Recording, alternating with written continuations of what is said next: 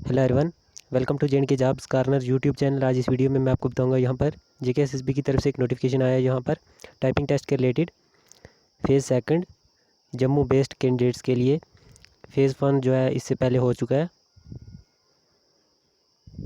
बाकी डिटेल आप इसमें चेक कर सकते हो।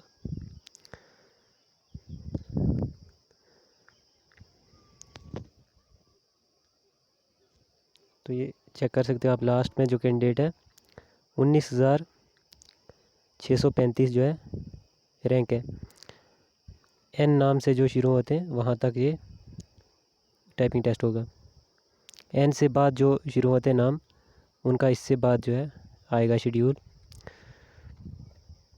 कोई भी क्वेश्चन हो टाइपिंग के रिलेटेड तो आप कमेंट कर सकते हैं। इस वीडियो में इतना ही। फर्दर अपडेट के लिए चैनल को सब्सक्राइब कर लें।